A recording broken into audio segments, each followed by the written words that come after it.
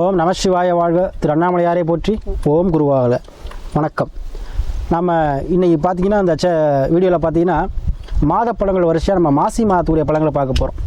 ஒவ்வொரு ராசிக்கும் ஒரு சிறப்பான பலன் செய்ய இருக்குது. அந்த வகையில் ரிஷப ராசிக்கு இந்த மாசி மாதம் எப்படி ஒரு பலன் செய்ய இருக்குது அப்படிங்கிறத பார்ப்போம். பொதுவாகவே இந்த ரிஷப ராசி பார்த்திங்கன்னா கால புருஷனுக்கு ரெண்டாம் வீடுன்னு சொன்னீங்கன்னா அது வருமானம் சார்ந்த விஷயங்கள், குடும்பம் சார்ந்த விஷயங்கள். அப்போ ரிஷப ராசி என்பது எப்படி இருப்பாங்க? பொதுவாகவே குடும்பம் சார்ந்து வருமானம் சார்ந்து உழைக்கக்கூடிய நபராக இருப்பாங்க. பெற்றோர்கள் மீது அதீத பாசம் கொண்டவராக இருப்பாங்க. ஒரு யார்கிட்ட வேலை பார்த்தாலும் அவங்களுக்கு சின்சியராக இருக்கணும் அப்படிங்கிற எண்ணம் கொண்டவங்க. எப்படி ஒரு எருது ஒரு மாடு எப்படி தன்னை கருதாத முதலாளிக்காக உழைக்குதோ அது பாரி உழைக்கக்கூடிய ரிஷபராசி என்பது. எனக்கு தெரிஞ்சு முக்கால்வாசி பேர் பார்த்தீங்கன்னா நம்முடைய நண்பர்கள் சட்டத்திலேயே அவங்களுக்குன்னு செஞ்சால் எதுவுமே அவங்களுக்கு அவ்வளோ சிறப்பாக இருக்குது. ஆனால் அடுத்தவங்க செய்யும்போது அதை இன்னும் சிறப்பாக செய்வாங்க. அவங்க நல்லா மேன்மை அடைவாங்க. அவங்க ஒரு முதலாளியாக இருந்தால் அவர் இன்னும் பெரிய பணக்காரர். அந்த மாதிரி சின்சியராக உழைக்கக்கூடியவங்க, நம்பிக்கைக்கு உரிய கதாபாத்திரம். அதாவது இவங்க நம்பி எந்த வேலையை ஒப்படைக்கலாங்க அப்படிங்கிற ஒரு பேர் எடுக்கக்கூடியவர்கள் இந்த ரிஷபராசி அன்பர்கள். இங்கே பற்றியா சந்திரன் உச்சம். அப்போ என்ன இவங்க தான் பார்த்தீங்கன்னா இப்போ பொதுவாக ரிஷபராசி அன்பர்கள் யாராக இருந்தாலும் சரி கோயில் வழிபாடு அதிகமாக செய்வாங்க, ஆலய வழிபாடு அதிகமாக செய்வாங்க. ஒரு கர்ப்ப கிரகம் அப்படின்னாவே சந்திரன் தான். ஒரு கோயிலில் கர்ப்ப கிரகம்னா சந்திரன் ஆதிக்கக்கூடியது தான் கர்ப்ப கிரகம். அந்த கர்ப்ப கிரகத்தில் போய் வழிபாடு செய்யக்கூடிய அளவுக்கு ஒரு துணிச்சலையும் ஒரு தெய்வ அருளையும் கிடைக்கக்கூடிய ராசி தான் இந்த ரிஷபராசி. அத்தகைய இந்த ரிஷப ராசி அன்பர்களுக்கு இந்த மாசி மாதத்தில் பார்த்தீங்கன்னா அவருடைய கிரக நிலை எப்படி இருக்குன்னு பார்த்துக்கோ. கிரக நிலை பார்த்தீங்கன்னா அவருடைய ராசினாலும் சொல்லக்கூடிய சுக்கிர பகவான் 7ஆம் அதிபதி சொல்லக்கூடிய மனைவி ஸ்தானம் சொல்லக்கூடிய களத்திர அதிபதியான செவ்வாயோட சேர்ந்து பாக்கியஸ்தானத்தில் போய் உட்காந்துருக்கார்.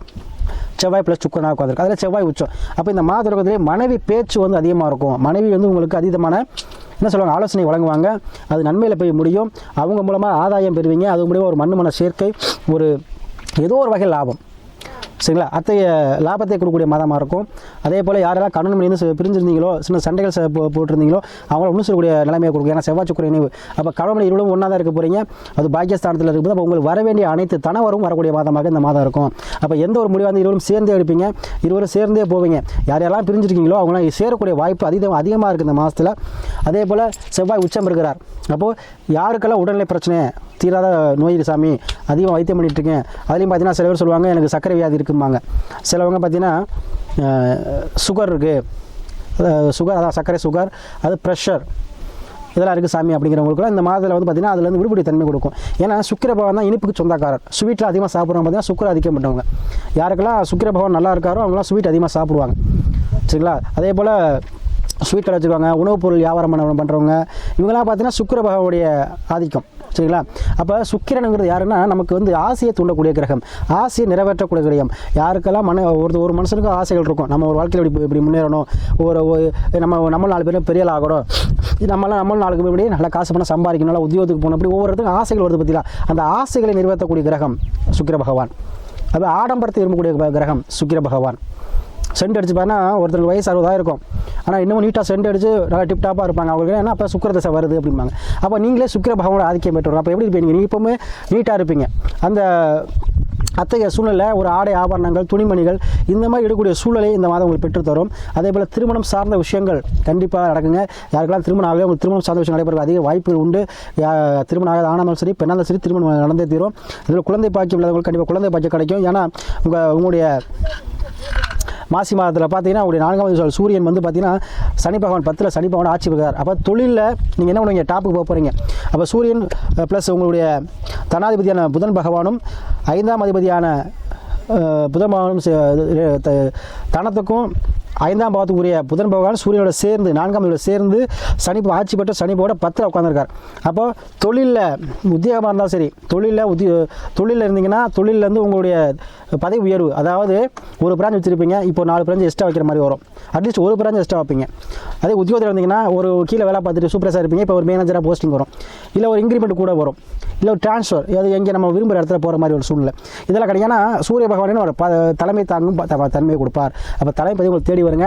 அதே போல் அரசு சார்ந்த விஷயத்தில் இருந்த பிரச்சனை தீரும். அரசு சம்மந்தப்பட்ட விஷயங்களில் இருந்து வந்த முடக்கம், அதே போல் தேவையில்ல பிரச்சனை இதெல்லாம் தீரக்கூடிய மாதமாக இந்த மாதம் இருக்கும். இதில் 11 ராகு, உங்களுக்கு ராகு 11 இருக்கும்போது அருமையான காலகட்டம், பிரம்மாண்டமாக கூடிய வாய்ப்பு, 4 பேர் பேசக்கூடிய வாய்ப்பு, 4 பேர் உங்களை பற்றி பேசுவாங்க. பாரு எப்படி இருந்தால் எப்படி திடீர்னு முன்னேட்டான் இந்த மாதிரி பேசுகிறார். ஒருத்தர் பார்த்தீங்கன்னா உண்மை வழி இல்லாமல் இருப்பார், திடீர்னு பார்த்தா கோடீஸ்வரன் ஆயிடுவார். அதாவது திடீர் யோகம், அதுக்கு சொந்தக்காரர் ராகு. அப்போ 11 ராகு இருக்கும்பொழுது திடீர் யோகத்தை பெறக்கூடிய ராசியாக இந்த ரிஷபராசி என்பர்கள் இருக்கிறீங்க. உங்களுக்கு அந்த யோகத்தை கூடிய மாதமாக இந்த மாதம் கண்டிப்பாக இருங்க. திடீர் யோகம் கொடுக்கும். ஏன்னா 11 ராகு சுக்கிரன் 9ல் கண்டிப்பாக லாட்ரி யோகம் கண்டிப்பாக உங்களுக்கு உண்டு. திடீர் அதிர்ஷ்டம், திடீர் பண வரவு ஏதோ ஒரு வகையில் உங்களுக்கு கண்டிப்பாக லாபத்தை கொடுக்கும். சரிங்களா? அதனால் இந்த மாதம் உங்களுக்கு அனைத்தையும் நிறைவேற்றக்கூடிய மாதமாக கண்டிப்பாக இருக்குங்க. சரிங்களா? நீங்கள் எண்ணிய எண்ணமெல்லாம், ஏன்னா எப்போவுமே ரிஷபராசி என்பர்கள் எப்போவுமே என்ன பண்ணுவாங்க, கலகலன்னு இருக்கக்கூடியவங்க. எந்த விஷயமும் ரொம்ப சீரியஸாக எடுத்துக்க மாட்டாங்க. எவ்வளோ தான் கஷ்டம் இருந்தாலும் அதை மனசில் வச்சுட்டு வெளியே பேசும் நல்லா இயல்பாக பேசக்கூடியவங்க. அத்தகைய கஷ்டத்தை போகக்கூடிய காலமாக இந்த காலங்கள் உங்களுக்கு இந்த மாதம் உங்களுக்கு அமையுதுங்க. அதனால் கண்டிப்பாக அனைத்து விஷயமும் உங்களுக்கு கை கொடுக்கும். அதுக்கு உங்களுக்கு கிரக நிலையை பார்த்துக்கோங்க. எந்த எங்கே இருக்குன்னு பார்த்துட்டு முடிவு பண்ணுங்கள். ஆலோசனை பெற்று, ஜோதிட ஆலோசனை பெற்று பெறுங்க. ஏன்னா நிறைய குடும்ப ஜாதகங்கள் அனுப்புறீங்க ரிஷபராசி என்பர்கள். அவங்க எல்லாருக்குமே உங்களுக்கு ஆதரவு நன்றி சொல்லி, அதே போல் நீங்கள் நம்ம பலன் சொல்லும்போது இதை மாதிரி சொல்லி செஞ்சிருக்க சாமி சொல்கிறேன். அதனால் எந்த ஒரு முடிவாக இருந்தாலும் சரி, புதிதாக முடிவெடுக்கும்போது சரி, தொழிலாக இருந்தாலும் சரி, கல்வியாக இருந்தாலும், திருமணமாக இருந்தாலும் சரி, ஒரு ஜோதிட ஆலோசனை பெற்று சரியான வழியில் செல்லுங்க. கண்டிப்பாக உங்களுக்கு எல்லாத்தையும் லாபத்தையும் வெற்றியும் கொடுத்துருவார். சரிங்களா? அதனால் இந்த மாதம் உங்களுக்கு அனைத்தையுமே கொடுக்கக்கூடிய மாதமாக, அனைத்துலேயுமே லாபத்துக்கு கூடிய மாதமாக இருக்கும். வர வேண்டிய பணம் ஒரு யாருக்கும் கடன் கொடுத்துருந்து கடன் கொடுக்கலன்னா அதுவும் உங்களுக்கு கிடச்சிடுங்க. அதே போல் நீங்கள் கடன் கேட்டிங்கன்னா அதுவும் கிடைக்கும். ஏன்னா செவ்வாய் சுக்கிர பகவான் உங்களுக்கு ஆசை நிறைவேற்றக்கூடிய மனைவி மூலமாக உங்களுக்கு அனைத்து லாபத்தையும் கொடுக்கக்கூடிய மாதமாக இந்த மாதம் அமையும். சரிங்களா? அதே போல் மறுமணம் சார்ந்த விஷயங்கள் யாருக்கும் நடக்கணும்னா இந்த மாதம் கண்டிப்பாக நடக்குங்க. அதே போல் குழந்தை பாக்கியம் கைமேல் பலம் அந்த மாதம் குழந்தை பாக்கியம் கிடைக்கும். அதே போல் நீங்கள் என்னென்ன விஷயமெல்லாம் நீங்கள் நினைக்கிறீங்களோ அது எல்லாமே செய்யக்கூடிய மாதமாக இந்த மாதம் உங்களுக்கு அமைய போகுது. அதில் அனைத்துலையுமே வெற்றி கொள்ளக்கூடிய மாதமாக இந்த மாசி மாதம் ரிஷபராசிக்கு அமையும்.